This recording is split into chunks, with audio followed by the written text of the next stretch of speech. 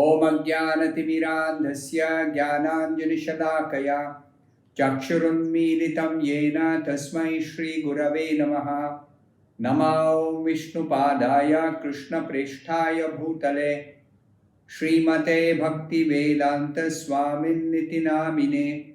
Namaste Saraswate Deve Gauravani Pracharine Nirvishesha Shunyavadi Paschatya Deshatarine Jaya Shri Krishna Chaitanya Prabhu Nityananda Shri Advaita Gadadhara Srivasadi Gaura Bhakta Vrinda Hare Krishna Krishna Krishna Hare Hare Hare Rama Rama Rama Hare Hare.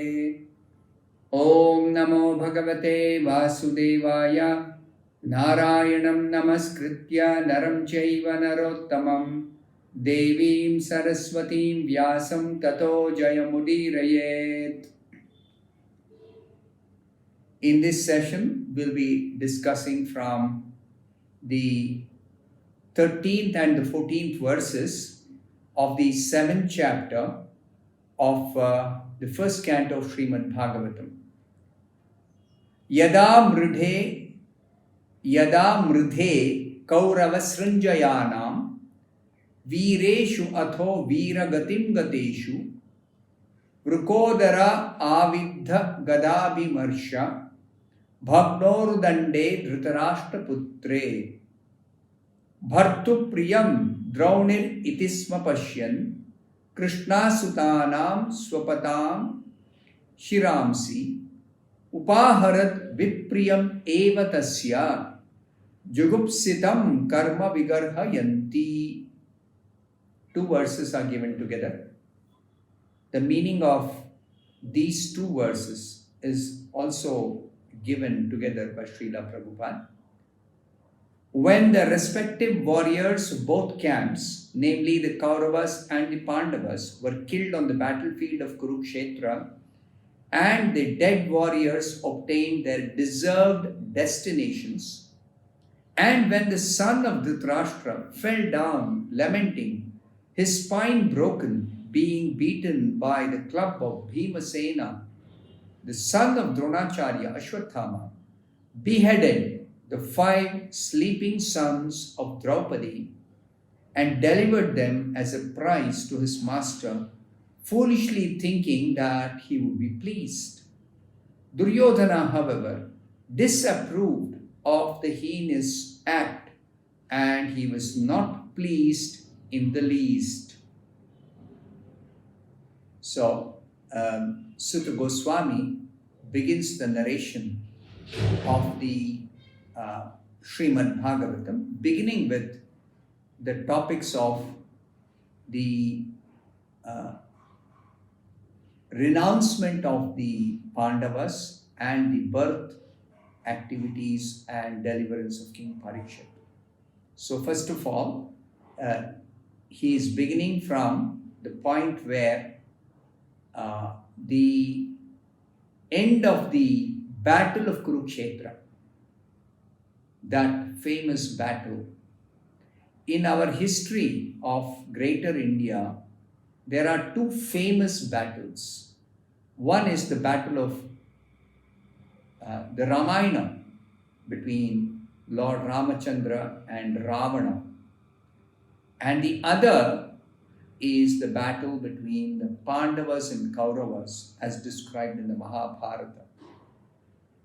Both these battles are significant because in both the battles, the Supreme Lord is personally present. Though in the battle of Kurukshetra, Krishna was not fighting, but his presence is significant. And in the battle of Ramayana, Lord Ramachandra is directly engaged in the battle, playing the role of a Kshatriya. Of course, Krishna was also playing the role of a Kshatriya on the battlefield when he was present on the battlefield of Kurukshetra. But because he wanted the battle to go on in a fair manner, nobody could match the strength and the Kshatriya abilities of Krishna, because Krishna is the Supreme Personality of God. So therefore, Krishna did not actually fight in that battle. But here the description is that the fighting was going on for 18 days, and whoever was killed on the battlefield in this battle of Kurukshetra, the dead warriors obtained their deserved destinations. We should always remember this is a Dharma Yuddha. It is a battle fought according to religious principles. So in such a Dharma Yuddha, whoever dies fighting, a Kshatriya who dies fighting in this battle, whichever party they belong to, it doesn't matter, they will at least be promoted to heavenly planets, guaranteed elevation in their status in life. And those who died seeing Krishna on the battlefield, they attained their Swarupa, their original constitutional position in the spiritual world.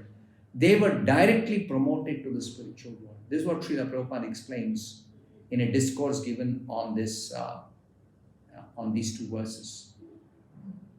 So, a Dharma Yuddha is not at all bad.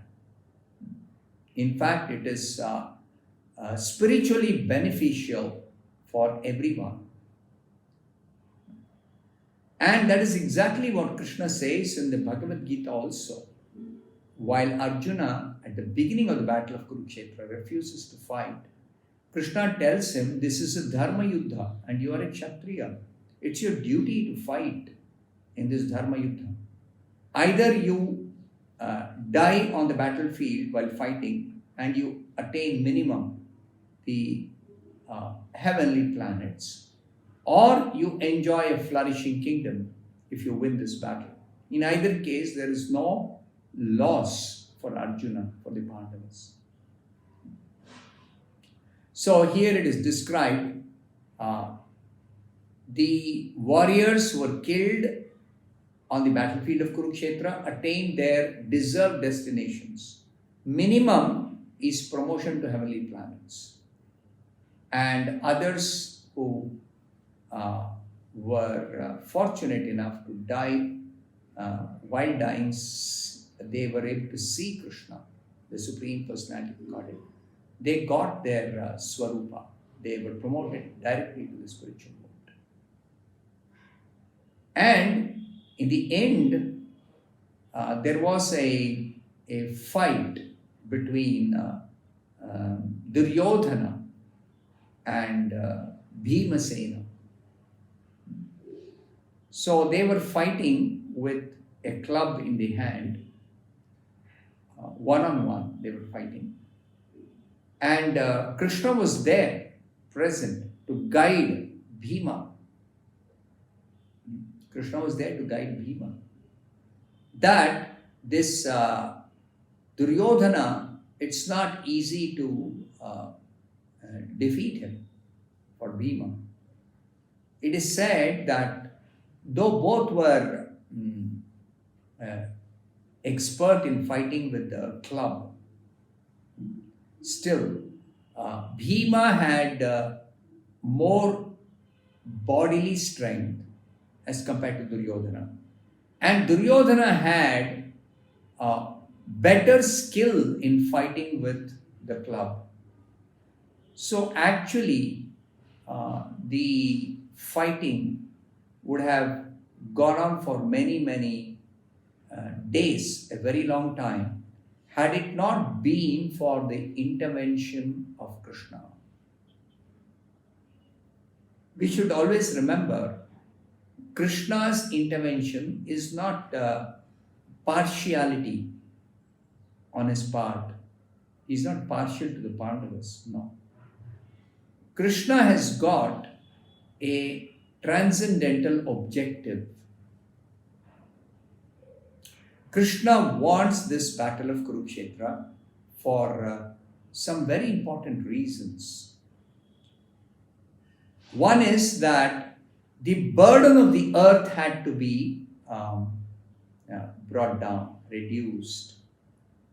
And the second reason is that Krishna wants a God-conscious Kshatriya like Yudhishthira to rule the whole world. Because the purpose of this material creation is that people are guided towards ultimate liberation from material bondage. And a king like Yudhishthira, who is Krishna conscious, he is the perfect ruler to guide the citizens towards spiritual emancipation. So, Krishna wanted the Pandavas to win this battle. And it was not easy to defeat, for Bhima to defeat Duryodhana.